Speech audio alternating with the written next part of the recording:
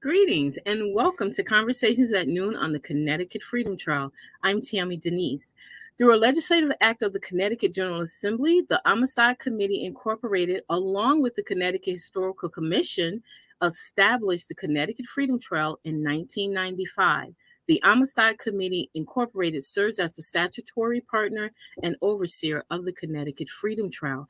And the Connecticut Freedom Trail was established to acknowledge the struggle and freedom of the African and Black communities. This establishment of the trail looks at designated sites such as museums, ancient burying grounds, conscience of sight, anti-slavery, abolition, and the civil rights. Today, we are going to hear a story about James L. Smith, who was a freedom seeker from Virginia. And today, that story is going to be brought to us by three people. A proud Norwich native, Regan Miner, as well as Sandra Soucy, who is a native of Connecticut, and Adam Bowles, who is the founding and leading pastor of Castle Church in Norwich.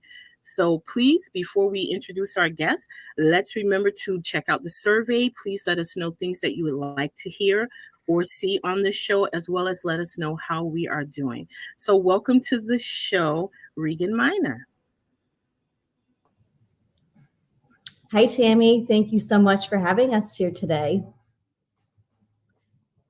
Hello, all. My name is Regan Miner. I'm the Executive Director of the Norwich Historical Society here in Norwich, Connecticut, and I'm so pleased to be here. And thank you so much to the Connecticut Freedom Trail and also the Old State House for giving us the opportunity to talk about James Lindsay Smith. So if we could get to the presentation, that would be awesome. Perfect. Thank you. Well, so welcome, everybody. Today, we're going to talk about the legacy of James Lindsay Smith. Please advance. So James Lindsay Smith was born in about 1816 into enslavement in Northern Neck, Northumberland County, Virginia. When Smith was a young boy, he suffered a severe injury to his leg when he and several others were carrying a large piece of lumber. The weight was too heavy to bear, and the wood slipped from their grasp, crushing Smith's knee as it fell. The injury nearly cost him his life, but he miraculously recovered. In the aftermath of his injury, Smith could never perform field work again, but instead learned the skill of shoemaking. By the time he was about 22 years old, James L. Smith was determined to seek his freedom.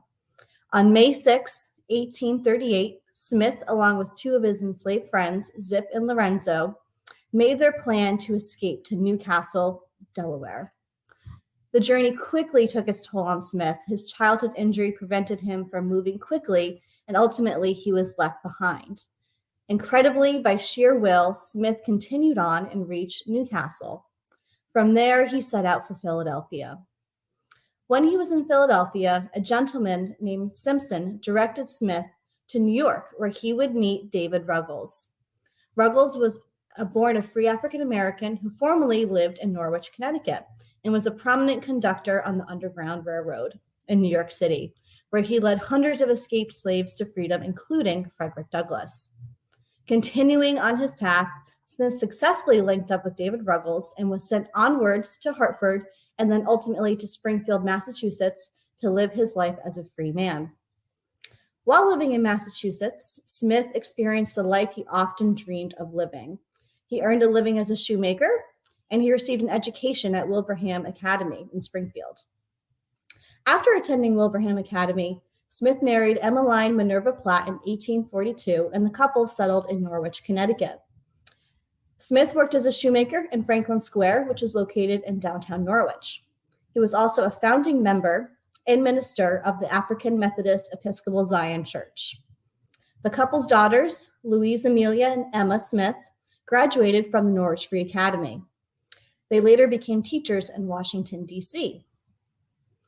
In 1881, Smith published a remarkable memoir detailing the hardships and cruelty he experienced while enslaved and both the kindness and discrimination he encountered in the North.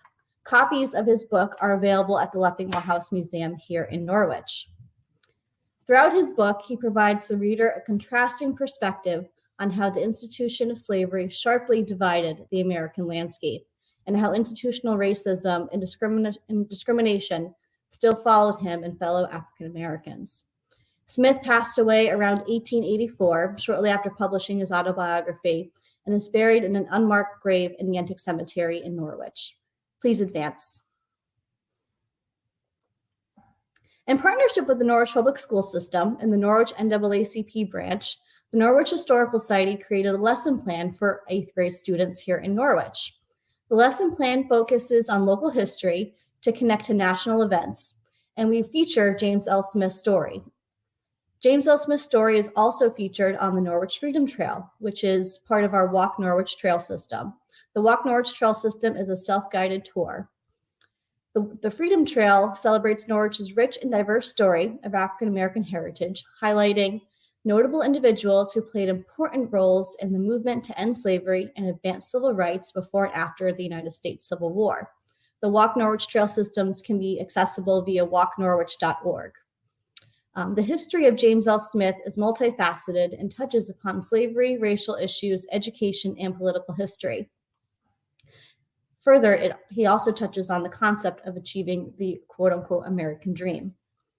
The usage of James L. Smith's autobiography adds further depth to our lesson plan, and we intend to educate students on the value of primary resources and the importance of written history from the first-person perspective.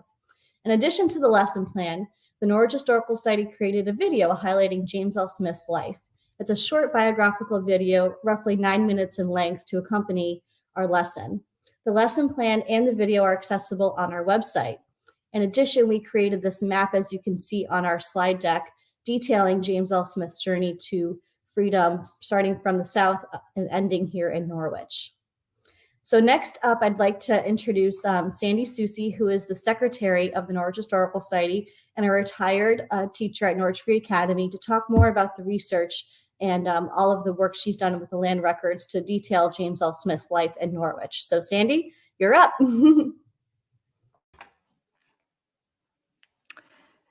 Good afternoon, and thank you for the opportunity for us to share our research.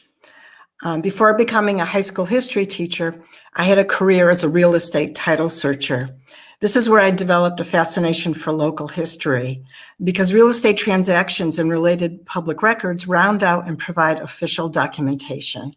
Oh, we should have advanced the slide, I'm sorry. So that's a picture of the City Hall here in Norwich, where I would be doing my title search research. Okay, we could advance again, please. Thank you. So reading James L. Smith's 1881 autobiography, I learned his story about his enslavement and freedom, his struggles and success, and starting a new life while dealing with his past.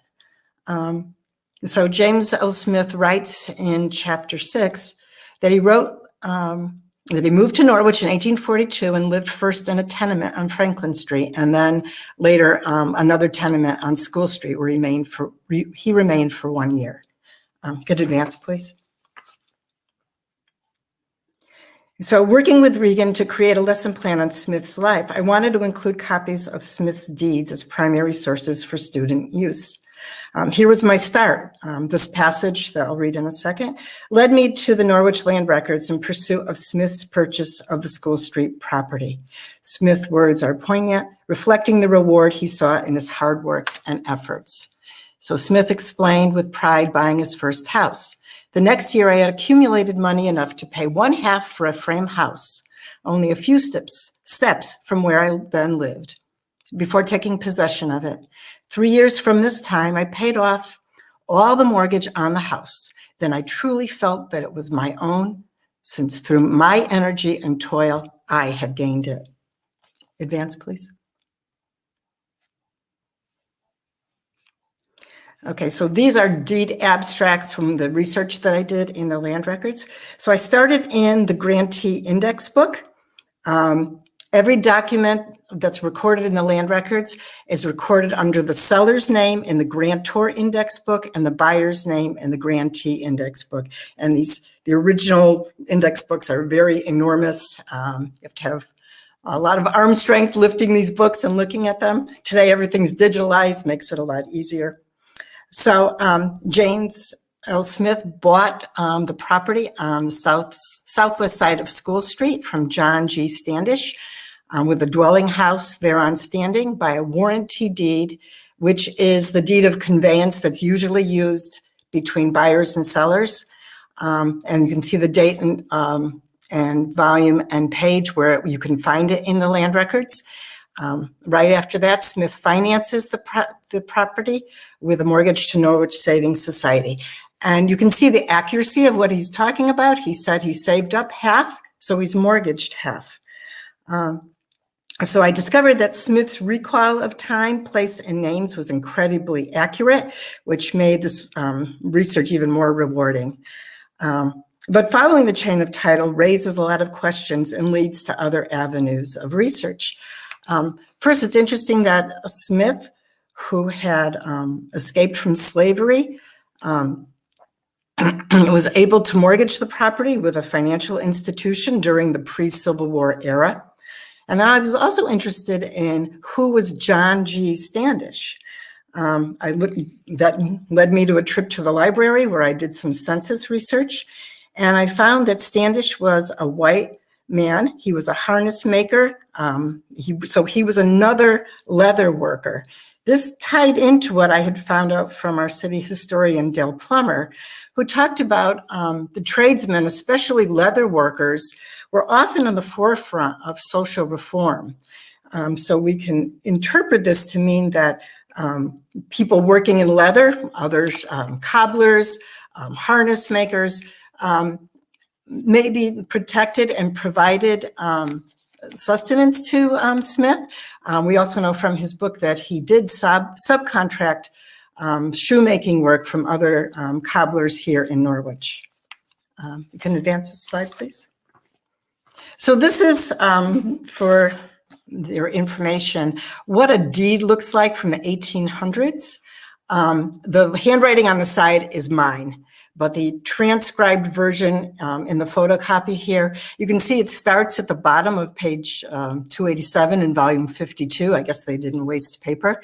And it's handwritten by the city clerk into the land records, copying it from the original deed. The original deed would have been returned to the buyer, to Smith. And those of you that own real estate, you can pull out your deeds and you can see that the warranty deeds use the same language back from the early times in our history straight through. The language is still the same.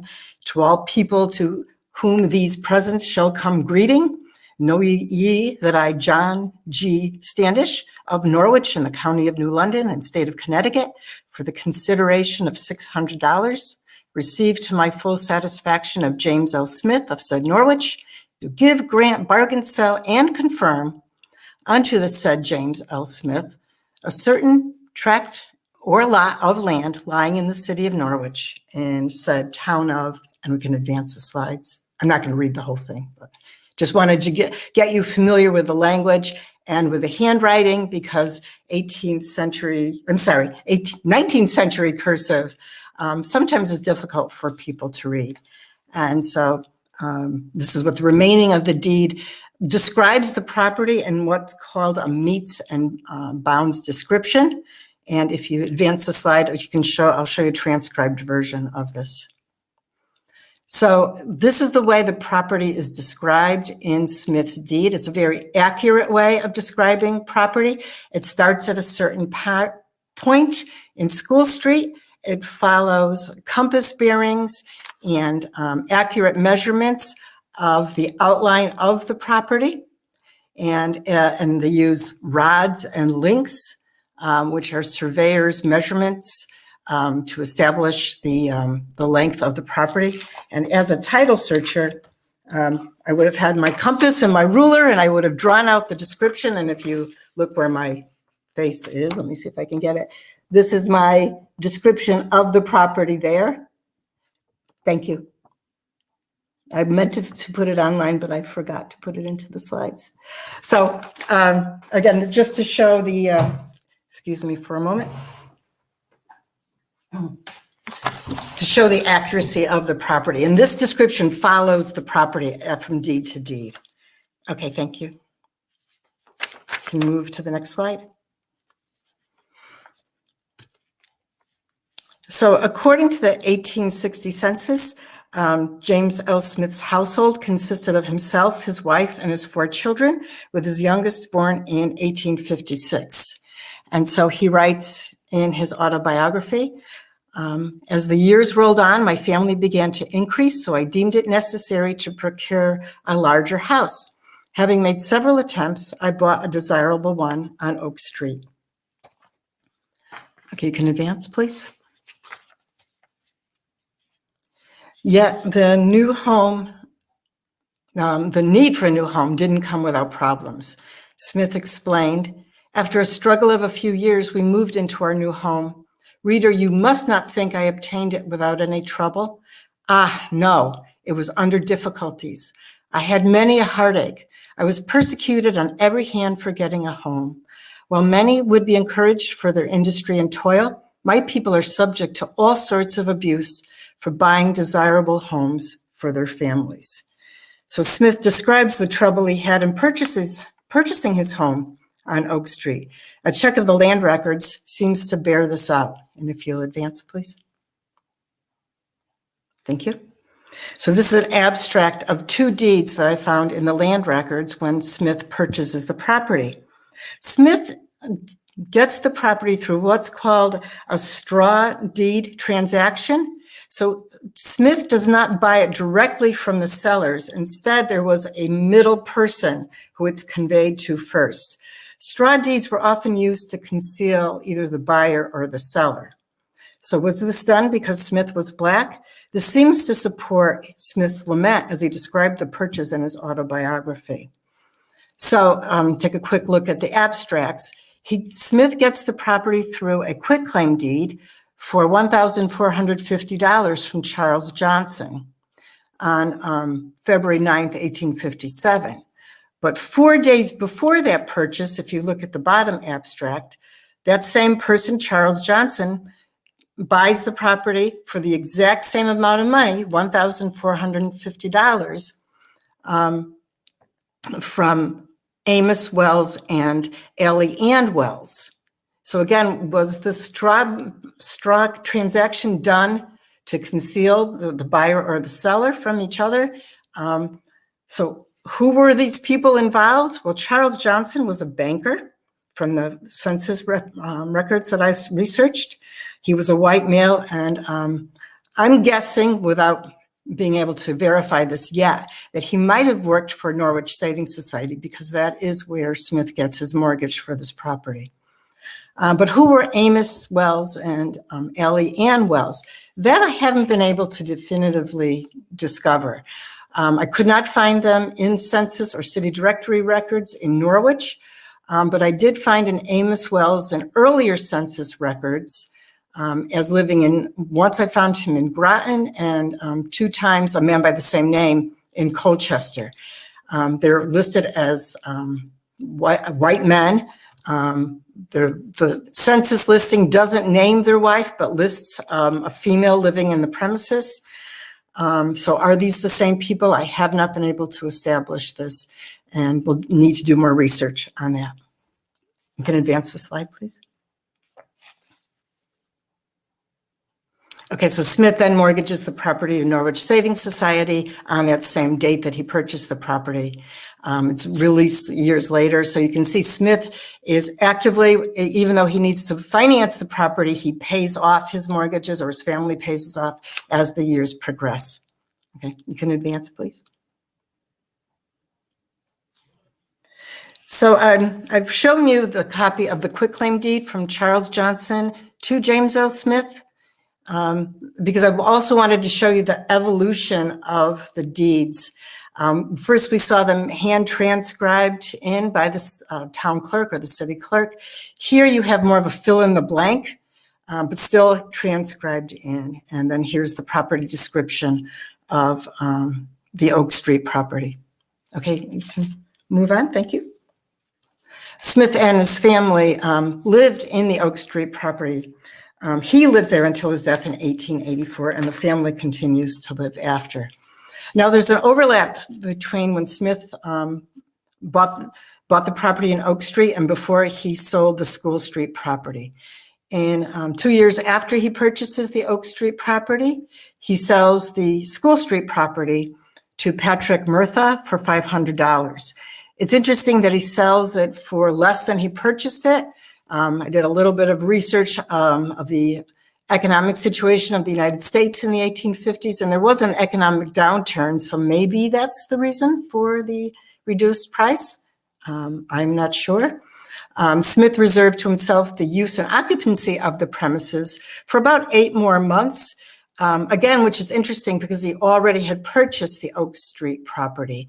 Maybe he was renovating the Oak Street property. Again, these are some of these gaps that maybe I can find more, or maybe sometimes I won't be able to find any more detail on this. So who was Murtha? He was an Irish immigrant, and he was employed as, they list him as employed as a huckster. A peddler is another name for a seller of small goods.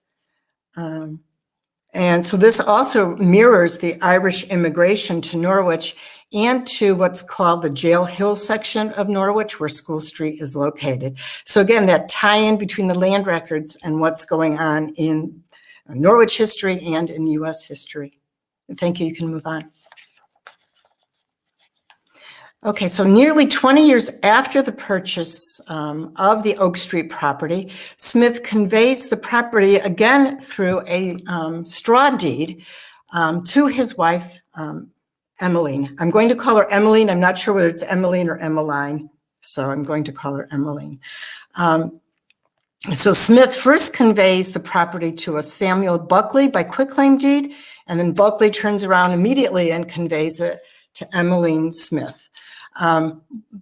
Very often, deeds among family members are transferred by quitclaim deed because in the 1800s, and not so much today, but there were concerns about transferring property within family members from one family member directly to another. So they often used straw deeds for that. So Emmeline Smith, as we heard, was from Springfield, and that's another avenue of research. I'd like to research her family and to see the background there. So they continued to live in the property and continue to mortgage the property. Now, 2 years before Smith's death, they both sign off on the mortgage to Norwich Savings Society. So this could convey this struggle that the Smiths were having to make ends meet. And city historian Dale Plummer also speculates that maybe James L. Smith was in a little bit of financial trouble and wanted to transfer the property out of his name into his wife's name to protect the family household. Okay, thank you. Can you move on? And after Smith's death, at age 73, Emmeline Smith mortgages the Oak Street, and she is listed in the mortgage deed as widow of James L. Smith. That's the language that they use. mortgaged the Oak Street property twice for $500 and for $200. She may have been struggling to make ends meet while she continued to live there. Okay, can we move on? So Emmeline Smith dies on April 19th, 1910. She dies testate, which means she had a last will and testament. And this is an interesting part of the story. She leaves to her son, James H. Smith, the sum of $5, but yet leaves the remainder of her estate, including the real estate on Oak Street, to the three daughters, Sarah, Lucinda, and Emily Smith. We can speculate again, why did she only leave her son $5? Was there a falling out between her and her son? Or did she think James L. Smith was already established? Did she think she wanted to provide a home for her daughters? I'm hoping to check the Hartford State Library and take a look at at her last will and testament that should be filed there in the probate records to see if maybe in her will she explains why. So there's another avenue of research for me. So the three daughters mortgaged the property 2 years later. And even though two of the three had already moved to Washington, D.C., they continue to own the property. Okay, we can advance. This is a photocopy of the certificate of devise from the estate of Emmeline M. Smith. And again, it shows the evolution of how the land records are recorded. Now this is all typed in, it's still transcribed. Eventually, they'll be photocopied in, and now they're digitalized. So we have this progression of how deeds are recorded. Okay, we can move on to the next. That's just the second page of the deed. So Smith writes about his family in his autobiography. He says that his two daughters, he calls her Louis Amelia Smith and Emma J.I. Smith, after completing their coursework at the Norwich Free Academy in Norwich, graduated from that institution and thus qualified themselves for future usefulness. They have proved very successful as teachers in Washington, D.C. My eldest daughter, Sarah Ann Smith, a graduate from the Normal Grammar School, is living at home and making herself useful. My son, James H. Smith, follows the trade of his father. The census records support that his daughters moved to D.C. And that James H. Smith stays in Norwich, marries a local woman, and eventually owns property first on Hinckley Street and then back at 98 School Street. So this is another avenue of research that I will have been working on and will continue to work on to see the story of the children. Okay, we can move on. So the sisters all own the property for 7 years after they inherited it from their mother. Lucinda Smith dies in 1917, and the administrator of her estate, in his administrator's deed, and then in a separate deed, Sarah and Emily Smith sell their property to James L. Case. And what I've been able to find about James L. Case was that he was a real estate broker. Other than that, haven't been able to find much more than that. So the land records evidence on James L. Smith's family ends here, but that's the land records evidence. There's so many more leads that have been opened for me. And we could advance the slide. So many leads have been opened by the land record research, connecting references in his autobiography to what can be found in public records. So I am pursuing probate records for Emmeline, James H. Smith's life in Norwich, and the daughters' lives in DC.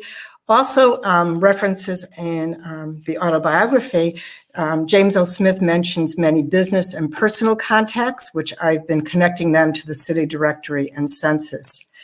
And I'm also looking into why he moved to Norwich. Maybe that connection I can find out if I go back to his life in Springfield and find why he came here to Norwich to establish his life. And then lastly, continuing to research his life as a minister in the Methodist Church. His ministry was a lifelong calling in Virginia, Massachusetts, and Connecticut. So although James Lindsay Smith wrote that he felt a person's story is private and sacred, he wrote about his own because there are lives whose experience the public have the right to know. And as a Norwich resident and as an American, I feel honored to know about Smith's life story. Thank you. And I will hear from Adam and his journey. Hi, everybody. Thank you for having me. Sandy, I really appreciate that. You referred to the Norwich Savings Society, which is the same building where our church is now located in downtown Norwich. I'm about to tell you the journey. If we can advance, please. I'm about to tell you the journey that 5 of us from Castle Church took to retrace the steps that James Lindsay Smith took to escape slavery in 1838. And I'm going to kind of go through the day by day. It's 4 days of the journey that we took. But first, why do we even go and take this journey? So I used to be a reporter and an editor at the Bulletin in Norwich. And I remember one year writing a story about James Lindsay Smith, being exposed for the first time to his autobiography, and just being completely blown away by how we have somebody in Norwich who had such a prophetic take on history, such a heartbreaking yet inspiring journey as a freedom seeker. And there was just so much to his story that I never forgot it. So fast forward to 2018 and then 2019, when we actually opened up as a church in Norwich. Our motto at the church is nevertheless, despite the obstacles, by God's grace, we are going to overcome.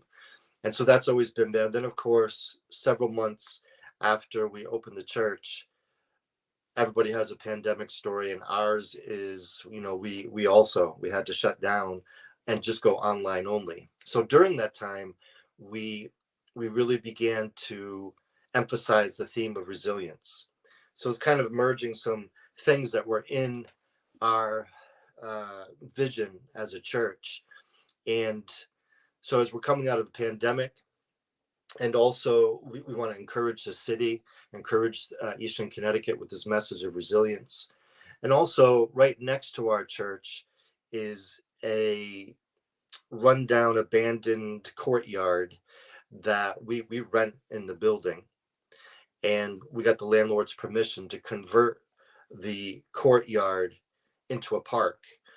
And we felt like the best way to jumpstart the park was to commission a mural. There's a massive 50 by 60 wall that forever had been just this white wall with stains coming down the side of it, just very run down in that spot. And so we thought the first thing to do was to launch it with a mural. And in all of this, of course, are the agony of what happened with George Floyd and Ahmaud Arbery. We began a race and justice initiative at the church. And so all this kind of converged. We believe that empathy is so necessary to the conversation in our country. I feel like so often we lack empathy. And so in all of this, we selected out of this race and justice initiative, we selected 2 people to be featured on the mural. One of them is Sarah Harris Fairweather. She's the first Black student at Prudence Crandall's school in Canterbury, and she has an amazing story of her own of resilience and her life. And her contemporary, James Lindsay Smith, who both of whom have lived in the same neighborhood, the Jail Hill historic neighborhood, right behind us as a church. And so we settled on the 2 of them as the figures to depict. And with James Lindsay Smith, we had an autobiography. And when we're thinking about empathy, one of the best lessons we could think of was to do the best we could, so to speak, to be in his shoes, to go through his journey. So if we could advance, please. So day one, we start off in Heathsville in Virginia. We were able to contact the Northern Neck Historical Society director, Kathy. She's there on the left, Kathy Shooter. And she was a valuable part of this trip and so many others as we began to research and are still researching the story. There's so many amazing points, talking points, storytelling points, narratives about James Lindsay Smith's story. So in any case, here's the tavern, the historic tavern, where if essentially we're recreating to the very days, May 6th to the 9th, 4 days that Smith takes off on this journey on his escape in 1838. And it all begins here at this tavern. And if you could cue like your imagination, your movie imagination, this would be where the drama just goes from 0 to 100 at a snap of the fingers. In fact, James Lindsay Smith almost misses his opportunity to escape. He describes about how he had fallen asleep, and two things could have happened. If he hadn't fallen asleep in this particular part of this area when he took a nap, if he hadn't, he would have just carried on to the next town and had missed this point, this opportunity. And if he hadn't been woken up to find out that it was time to go right away, he would have missed his opportunity. So within minutes. And there are so many details on day one, on the very beginning of this journey, where if just one thing went off, that's where you feel the most tense just reading his autobiography. In other words, he's even collecting his items. I think he has it in a bag, and he says his boss came in and it's kind of checking on him, and James Lindsay Smith has to pretend he's sick, and so then the boss leaves. Why are they in a rush? Because they had planned to leave earlier at Christmas, but the waters had frozen over, and now they just found out there's 3 friends: Zip, Lorenzo, James, and Zip had just been sold to a plantation in Georgia. By being sold, it meant he was going to be hunted for capture. Like they were tracking him down. And when that news came, it was everything they'd been talking about for escaping had to happen right away. So here they're going to be leaving from this tavern. This is our team. My shirt is underneath my sweatshirt, but there's 5 of us, 5 of the guys that I'm pretty close with at the church are in various leadership positions. One of them is the model for the mural, and I'll talk about that in a minute. So the 5 of us went. We have "Nevertheless" on the front of our t-shirts because that's our church motto. And the gentleman standing next to me, I'm on the far right, the gentleman standing to me was a former Historic Society director. If we could advance the slide. He gives us a prayer to start off. We get in a circle. He prays over us, reads this verse: "If I rise on the wings of the dawn, if I settle on the far side of the sea, even there your hand will guide me." This sense of being guided was very strong on our own journey, as we really tried to imagine what it would have been like for James L. Smith to embark, and all the fears and all the thoughts and all the worries. And so if we could advance, please. Thanks to Kathy, we got permission to go to the Mantua plantation, which is the site. So for all of you to know, we did the best we could to approximate what this journey might have been.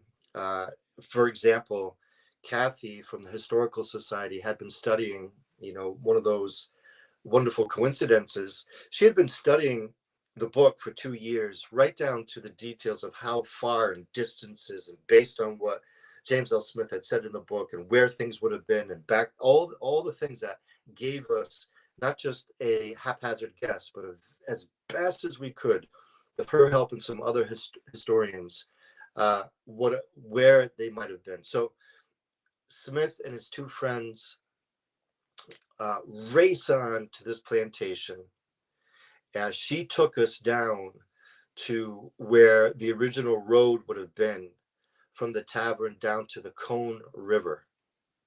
And this is where they gather together with friends and family, particularly of Zip's. to say their goodbyes. It's very late. I think it's like around 11:30 at night on day one for us. Well, it would have been for them. We didn't do it at that time, but late at night that they're about to leave. And there's this scene where they're all gathering at the river. Advance, please. I'll show you, I think, what the next one is. Let me just read you an excerpt that kind of describes it, because part of our mission for this journey was to capture the humanity of the story. The autobiography has just got so much incredible moments that you connect with on a human level. There's a moment where he throws himself into the water with the intent to drown it, and then doesn't want, because he's being just violently abused, and he's had enough. Then when he gets in the water, it's like, I don't want to die, so I want to go back in on board. And he watches the captain of the boat just kind of look at him stoically as if it doesn't matter. And then eventually he pulls James L. Smith out of the water and then proceeds to beat him. And there's these incredible human moments. He describes how one of his siblings was sold off, the family separation, and on and on and on. And here's one of them. It says they assembled and started for the Cone River, about a quarter mile from where we were. There were a number of plantation friends who went with us, Zip's wife and her mother, and a number of others. When we came to the river, we stood on the beach and embraced, kissed, and bade each other farewell. The scene between Zip and his wife, this is the part that got me and got all of us, at parting, was distressing to behold. Oh, how the sobbing of his wife resounded in the depths of his heart. We could not take her with us, for the boat was too small. Advance, please. Here is Robinson. Again, he's going to be the model for our mural. The mural is so big that we can't use just the original photos of either subject, but we recreate them, and you'll see in a minute how that worked. And he is a Haitian immigrant who has his own story of leaving Haiti to end up in Norwich. And so I, on a personal level, loved to see how Robinson processed this story so tangibly in his own life. The quote that we love out of his James L. Smith book is, "How many mighty obstacles must fall?" To the right, this is where we're all gathering on the banks of the river. Best guess, educated guess of where the canoe departed, where they all left, and where there's the sobbing. And Robinson, unknown to any of us, just unplanned, unrehearsed moment, starts singing. He's our worship, one of our worship singers at Castle Church. And he starts singing, "Change is Gonna Come." And you could have heard a pin drop afterwards. We were really feeling it. Advance, please.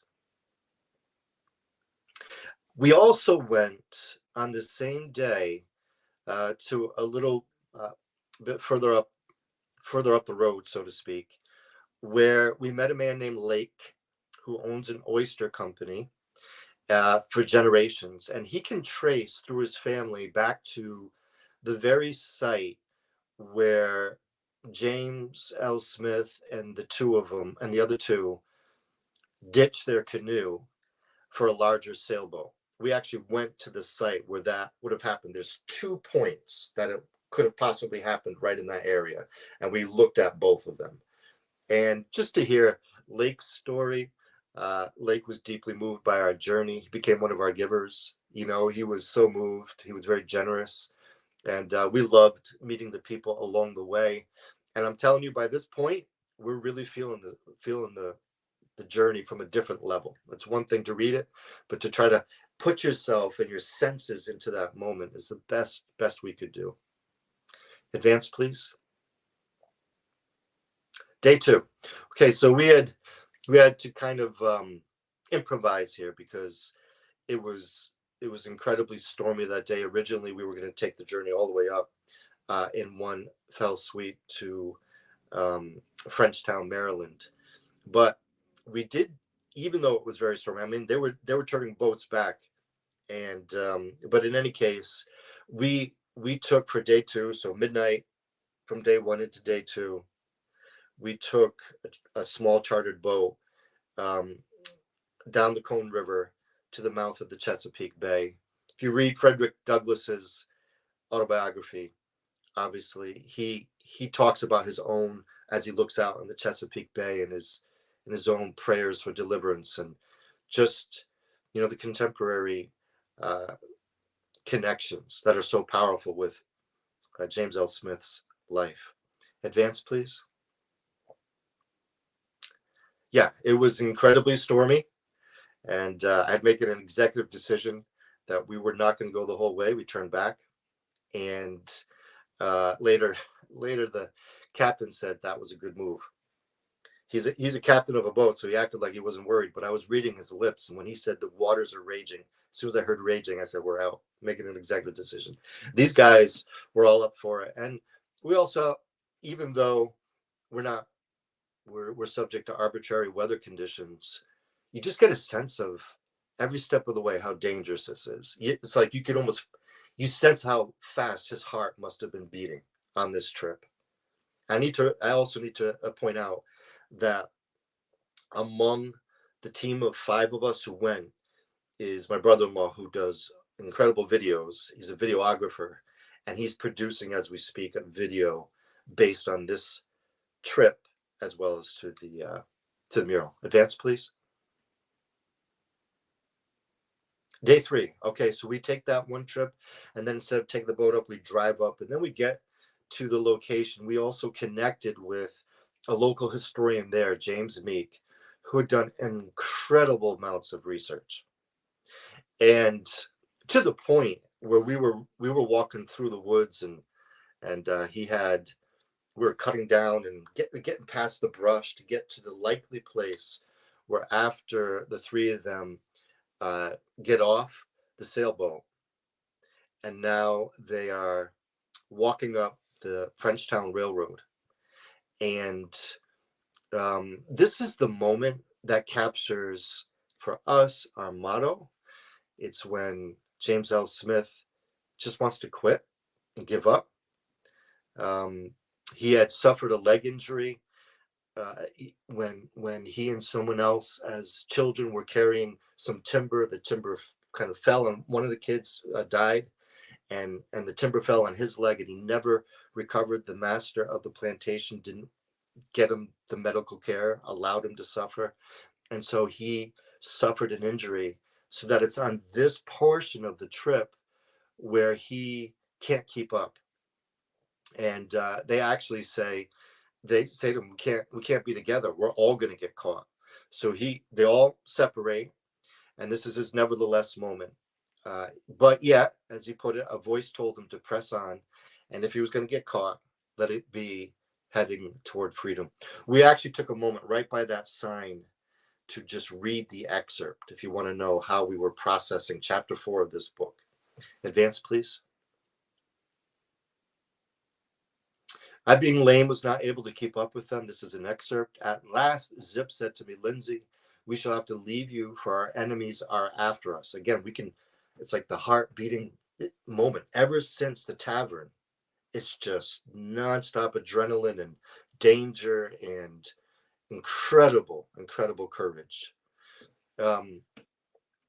At last, Zip said to me, Lindsay, we shall have to leave you, for our enemies are after us, and if we wait for you, we shall all be taken. So it'd be better for one to be taken than all 3.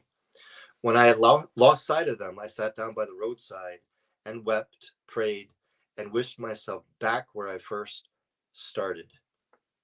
Then a voice spoke to me, not to make a fool of myself. You've got so far from home, about 250 miles. Keep on towards freedom, and if you are taken, let it be heading towards freedom. I then took fresh courage and pressed my way onward towards the north with anxious heart. Advance, please. So we spent a lot of time on day 3 really going over that journey, getting into Newcastle. And now Newcastle is the place, the city where James L. Smith writes in his book that he's amazed that they weren't caught there. They reunite. Okay, so at this point they reunite, and they're going to wait for the ferry to get to the ferry to go up to Philadelphia. And Smith is absolutely amazed. This is a notorious town for freedom seekers to be captured, and but they go untouched. And so we spent an overnight in Newcastle, this historic city. We were hosted by some people who were very interested in the history, and of course James Meek was with us. And by this time, there's a real bond with our team.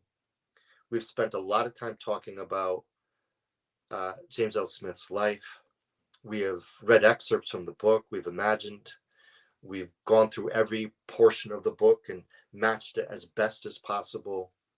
And now we're taking this last boat ride, chartered boat. That would have been a ferry boat for them, but we took the boat ride from here up into Philadelphia. Advance, please. It was just one of those, again, beautiful coincidences. This was the first time this owner had customers on his new boat. It's not a new boat, but his new boat. And as he was radioing us in, he's radioing and saying, "The Escape has arrived." That was the name of the boat that he decided to give it after he found out about our journey. Advance, please. I've kind of done just a whirlwind tour of our 4 days, or kind of overview of our 4 days that took us from Eastville, Virginia, into Maryland, into Delaware, and then into Philadelphia. That's where he first finds work. We did some symbolic touring of Philadelphia. We went to the AME Zion. We went to Mother Bethel Church. Did our own prayer on the steps there. We saw some murals that depicted freedom, and we went to. We did a lot of our own historical kind of sightseeing to help us get even deeper into the story. Culmination, there you go, is there's Robinson as the model. We got somebody from a historic costume designer to get both of them into historic costumes. And our muralist, Ben Keller, he's done Martin Luther King Jr. murals across the state. And when we connected with him, it turns out he started pretty much across the street from our site right here. And he was the right person for the job. And we had a mural unveiling. And at the mural unveiling, I think it was mid-June, we had a number of people, about 150 people from the community, gather as we honored both Smith and Sarah Harris Fairweather and their lives and their journey. And the motto for Sarah Harris Fairweather is her great niece, 4 greats. And her story is a whole nother portion, not for today, of this bigger story of what's being represented here. Advance, please. Another shot of it. We're crossing the Regan. Advance, please. One more shot of it. And this is Jubilee Park coming soon. Our theme is resilience. One of the cans that Ben Keller was painting the mural with, I kept it because, I don't know, that's just the weird thing I did. Because I like the symbolic meaning of it. And everything that came out of this job, this journey, is now portrayed up on the mural. I think I have one more. We named the park Jubilee Park. And as a matter of fact, in about 2 hours, we have our very first meeting with the Yale Urban Design Workshop and a small group of us that are going to be going over potential ideas for that site to turn it into a park. We named it Jubilee Park based on an excerpt from the autobiography. This is after the Emancipation Proclamation. He says, "I was then keeping shop in Chapman's Block on Franklin Square when the Proclamation of Freedom was proclaimed. It sent a thrill of joy through every avenue of my soul. I exclaimed, 'Glory to God, peace on earth, and goodwill to men. For the year of Jubilee has come.' his glorious proclamation of emancipation will stamp the 1st of January, 1863, as the day of days, the great day of Jubilee to millions. Therefore, we're calling it Jubilee Park. And we will be working on that for the next several months. Thank you very much.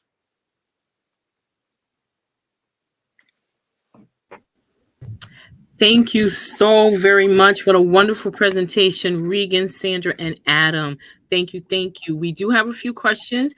Before the question, Diane, I want to thank everyone on our different social media platforms. Thank you so much for joining us, whichever way you could. Diane on YouTube once she says that she is so glad to see this, that she lived on School Street in Norwich, right across the street from Mr. Smith's home. So this was very special to her. Then we have a couple of questions. Bob would like to know what is known about other freemen and freed enslaved living and working in Norwich, either as craftsmen or domestic servants. So he would like to know what other information is known, or if there's any known. I can try answering this one. So there's some information we know, but then of course there's a lot that we don't know. We have a board member who wrote an article about African Americans in the 19th century in downtown Norwich. And he got a lot of great information from land records, city directory, census, etc., but also said there's a lot more to learn about these individuals. So we have on our Norwich Freedom Trail on walknorwich.org, we have a couple individuals highlighted, but there's still more research to do. Thank you, Regan. We have one from Ken. He says, can you share what you know about Smith's walk from Frenchtown, Maryland to Newcastle, Delaware? How was he and the other young men able to afford the passage on the boat to Philadelphia? And what year did Smith graduate from Wilbraham Academy? And do you know anything about his time at the academy? So we'll take it one at a time. What do we know about his walk from Frenchtown, Maryland to Newcastle, Delaware? Well, one of the things that the book talks about is his experience seeing a train for the first time. And when he sees this train, you've got to imagine he's never seen a train before. And he describes it in like this fire breathing terms, and he's scared. And of course, the three of them had separated. So his journey eventually gets hosted by somebody who's very gracious to him, and he kind of has to bluff a little bit, but he gets some breakfast. They hadn't been eating, all the things you can imagine. Yeah, the book actually does talk about his ability to finance it. He had some money and was able to get onto the ferry. He spent his very last bit of money that he had to get on the ferry. I don't have the exact reference, but the book actually does get into it. He's very detailed about it. What year did Smith graduate from Wilbraham Academy? And do we know anything about his time at the academy? Do you want me to go, Regan? Go ahead, Sandy. Sorry, go ahead. Talks about it on page 57 of his autobiography, and Regan, you can add more if you know. He said that he remained there 2 or 3 years. Now, he was in Springfield from the time he got, so it was probably like around 1840, I would say, that he was there. He said, I remained there 2 or 3 years. And so there's a whole section there. I made preparation to attend school at Wilbraham, Mass. After I'd been there a while, I became quite proficient in my studies, especially in mathematics, it being my favorite study. At first, I found it difficult to keep up with the course of study. I overcame it, however, and progressed rapidly. And I remained there 2 or 3 years. I had to work at my trade to pay my board and tuition. He said he went to the school to be better qualified to enter into business for himself. And there he was licensed to preach the gospel. So that's on pages 57 and 58 of his autobiography. Oh, thank you so much, Sandra. And then let's see, from YouTube for Adam, it says, you have captured a very human/humanizing experience. Have you previously worked with any other scholars studying maritime escape routes? Not specifically. I think part of my experience in being a reporter was when you're on a subject, you get the experts. So you gather the experts and take from them for that particular part of it. So for me, it was taking in both my brother-in-law Jono and myself, our storytelling, and we emphasize a lot of storytelling at our church. And so, no, nothing specific. We did talk to a number of researchers along the way with this, and just, thank goodness we had a number of people who were very giving of their time and who were also just as passionate. As you might expect, whenever you're on a topic like this, you start to find like-minded people, and there were people already researching. And of course, in our own city, what Regan has done, Dale Plummer, and the city has gave the jump start to all of this for us. And I hope what happens is the story moves from what feels like a little bit of the background, not for lack of effort, but a little bit of the background to the foreground. It is such an incredible story and a treasure for the city of Norwich. And so the prominence of the mural might help with that. And of course, all the work that everybody else is doing. Oh, Adam, thank you. Real quick, Ken he is a Black man that graduated from a graduate of Wilbraham and Munson Academy. So that's why he was asking those questions. Ken, thank you so much. That is so exciting. Let's see. I think that's it for our questions. Thank you, Akia from Mystic Seaport, for your question about working with other scholars. Thank you so very much. And thank you for tuning in. I really appreciate it. Adam, I wanted to say, when you spoke of how they had to separate and he was alone, or how he must have felt, the minute you said they separated and they said, we had to leave you, my heart crushed and it broke, because I put myself in his place. And it's just imagining how alone he must have really felt. It was already a scary journey and you had company, but now you're totally alone. And then he had that injury. So thank you for putting that humanity onto that moment, because I really did feel his loneliness and how afraid he must have been. Thank you all so very much for tuning in.